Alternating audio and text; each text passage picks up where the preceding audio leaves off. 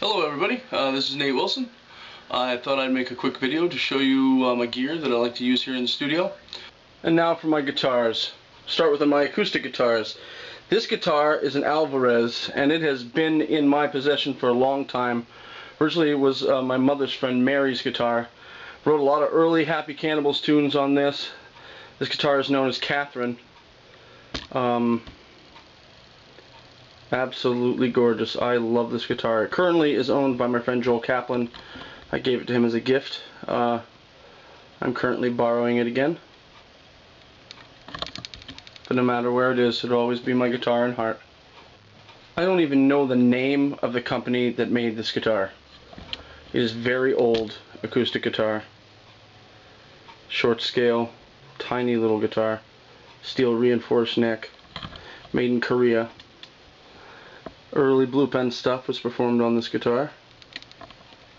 Real crappy sound, high action. It's been through the mill, man. It's been through the mill. And now we have Acoustic Blue. Another guitar I used in early Cannibals days. And also early days of like Grommet, Clockwork, and those types of bands. I ended up giving it to BJ for a little while and he put on slanted tuning pegs. I don't know why. I really love this guitar and I'm glad it's back in my hands. I rarely play it because I've recently picked up a beautiful new guitar that I'm about to show you. This is my Martin DC-1E. It's probably the most expensive acoustic guitar I've ever owned. I don't even need to say anything about this instrument. The sound is crazy. It has built-in effects, built-in tuner, acoustic electric. What can I say? Pure beauty. Now for one of my two baritones. This is my Gretsch Electromatic Sparkle with a Bigsby tremolo. I picked this one up at Buck Dancer's Choice in Portland. It's in standard EADGBE tuning, just an octave lower. But amazing sound, very, Dick Dale-ish. But then here's my Space Age Danelectro baritone, tuned BEADGC. This thing weighs nothing. Has a totally bizarre trem bar. Kind of a thin sound, but I don't mind. I'll use it for thinner kinds of music. Incredibly light, all metal hardware. It's kind of strange. Great sound. If you like thin.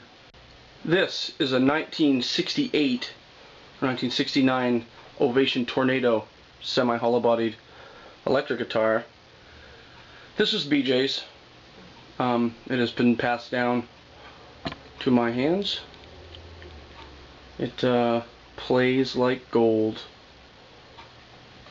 The electronics have been kind of altered a little bit to be fixed, but there's still one pickup that kind of fuzzes out. But the playability of the guitar is insane.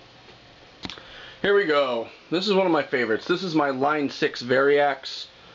It's basically like a computer guitar, and it has a whole bunch of different capabilities. It can digitally process the sound, and it can be like 12 strings and sitars and acoustic guitars and old Tellys and Gibsons and all that stuff, all built into one guitar. Totally psychotic. I finally got this guitar back. I'd given it to my friend Ken for a present, and many moons later he gave it back to me. Totally awesome. Space Age stuff. This is another long-awaited purchase. I've got myself a Fender Telecaster Deluxe. There's nothing to say about this other than incredibly excellent guitar. It plays so well. And is beautiful to look at. I know I've said the word beautiful a lot, but come on. This guitar makes me speechless. That's basically all I can say. This is the Ibanez. I call it the can opener. It's a modified Flying V. I bought this for when I was in Dead Hole. Trash hates this guitar. Great low action, great speedy shredding guitar. Basically, probably the most ergonomic guitar I have. Really easy to play this guitar, very slick neck. This is a Harmony Sovereign. It's like an old Sears and Roebuck type of guitar. Use this a lot in very early blue pen. This used to be BJ's guitar. It's a very thin body. Old crappy bridge. Sound is terrible. Doesn't stay in tune at all. But kind of just have it for nostalgia's sake. This guitar is currently in shambles.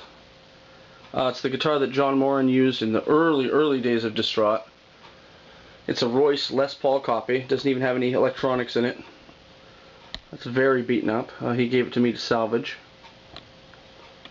I miss this guitar. The thing that was crappy about it is the frets are all flat and worn down. We called it the railroad guitar. Impossible to play that neck. BC Rich Warlock. Another guitar I use a lot in Dead Hole. Use it also for alternative tunings in the Naythen Summon Man. This is my Fire Took the House guitar. This thing never gets out of tune. You can beat this thing up, it never dies. Incredibly sturdy. Now, this is the Dean Avalanche, the Ice Blue Avalanche. This guitar was used as the main guitar in Blue Pen, and at one point in time even had the Roland MIDI controller built into it, mounted on top of it, so we could use it for synth effects. Probably the most played guitar I own. Great action, great neck, very even, well made, good sound. I would totally die if this guitar got broken. So many good memories. This is a Jay Tertier modified Les Paul copy. I got this for free. My kid just gave it to me. So I use this to be named later by a non-human. This thing has been thrown around, it's been thrown into walls and kicked down staircases. Doesn't hold tuning at all. It's good for noise and experimental stuff. I've really put this one through the ringer. This is my Gibson Maestro. It's a student model instrument, and I love the blue color. I've strung it left-handed. It's a right-handed guitar, but it's strung upside down. Just something I wanted to experiment with. Doesn't really play good. It's just a block of wood. Has no real sustain. Kind of crappy, but a good beginner guitar. The Ibanez Jet King. My copper guitar. Has a really bright, brash sound. Good for surf and rockabilly. It's actually good, surprisingly, for some metal.